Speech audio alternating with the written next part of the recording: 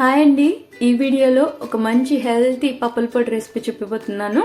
5 రకాల పప్పులండి. వీటిని కలిపి ఇలా పొడి చేసుకుని వేడి అన్నంలోకి పప్పుల పొడితో పాటు నెయ్యి వేసుకుని కలుపుకుని తింటే రుచి అద్భుతంగా ఉంటుంది. ప్లస్ తిన్న కొద్దీ ఆరోగ్యానికి మంచిది. చిన్నపిల్లలు కూడా తినచ్చు. చాలా హెల్తీ ఇది. దీన్ని ప్రిపేర్ చేసుకోవడానికి ఫస్ట్ పొట్టు మినపప్పు ఉంటుంది కదా, ఇది తీసుకోండి. నేను బాగా స్ప్లిట్ చేసిన పప్పు తీసుకున్నానండి. ఇవైతే మనకు వేగేది చాలా ఈజీగా తెలిసిపోతుంది. మీ దగ్గర పొట్టు మినపప్పు లేకుంటే నార్మల్ మినపప్పు అయినా తీసుకోవచ్చు. ఈ 1 కప్పు పప్పుని చక్కగా ఫ్రై చేసి తీసేసుకున్న తర్వాత అదే కప్పు కొలతకి 1 కప్పు పొట్టు పెసల్ని తీసుకున్నాను. వీటిని కూడా మీడియం ఫ్లేమ్లో పెట్టి బాగా చక్కగా అన్నిటినీ ఈక్వల్గా వేగనివ్వాలండి. వేగనిచ్చి సేమ్ బౌల్లోకి తీసుకుని చల్లారడానికి పెట్టేసేయండి. తర్వాత 1 కప్పు కందిపప్పు అలాగే 1 కప్పు శనగపప్పుని యాడ్ చేసుకోవాలి.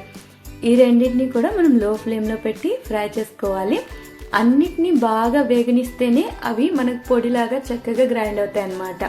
తర్వాత ఫైనల్గా ఇందులోకి మసూర్ దాల్ తీసుకున్నానండి. ఇది కాస్త తొందరగానే వేగిపోతుంది కాబట్టి దగ్గరే ఉండి ఓపిక్గా ఫ్రై చేసుకోండి.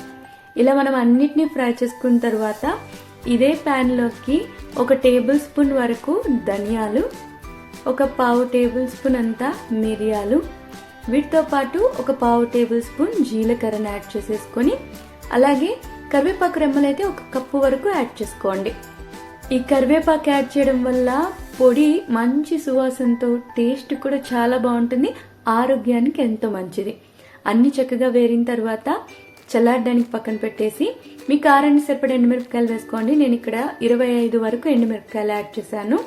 ఇవన్నీ కూడా బాగా ఫ్రై చేసేసుకోవాలి. నేను ఇక్కడ 1 డ్రాప్ ఆయిల్ కూడా వాడలేదండి. మనం ఆయిల్ వాడకుండా చేసుకుంటే పొడి ఎక్కువ కాలం నిల్వ ఉంటుంది. చల్లారిన తర్వాత మిక్సీ జార్లోకి తీసేసుకుని రుచికి సరిపడా రాళ్ళు యాడ్ చేసుకోండి. అలాగే 1/4 టీ స్పూన్ అంతా ఇంగువ, 1/2 టీ స్పూన్ వరకు పసుపుని యాడ్ చేసుకోవాలి. ఈ విధంగా మనం పప్పులన్నిటినీ చల్లారిన తర్వాత మాత్రమే మిక్సీ జార్లోకి తీసుకొని గ్రైండ్ చేసుకుంటే చక్కగా మనకు పొడి అయితే రెడీ అయిపోతుంది.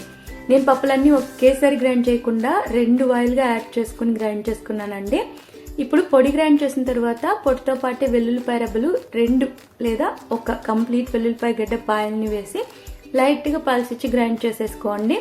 ఈ విధంగా చక్కగా మనకు పొడి అయితే రెడీ అయిపోతుంది.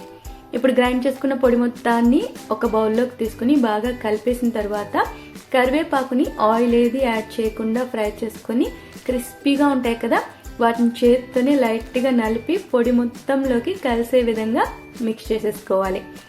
ఈ విధంగా కలిపేసుకుంటే ఎంతో టేస్టీగా మన పప్పుల పొడి అయితే రెడీ అయిపోయింది. ఇది టేస్ట్ ఎంత బాగుంటుందో మనం చేయడం కూడా ఈజీ, అలాగే హెల్త్కి కూడా మంచిదండి. దీన్ని మనము ఏదైనా బాక్స్లో పెట్టుకున్నామంటే 6 నెలల వరకు కూడా ఈజీగా స్టోర్ చేసుకోవచ్చు. ట్రై చేయండి. నచ్చినట్టయితే లైక్, షేర్ ఇంకా కామెంట్ చేసేయండి. అలాగే ఛానల్ని సబ్స్క్రైబ్ చేసుకున్నట్టయితే చేసేసుకోండి.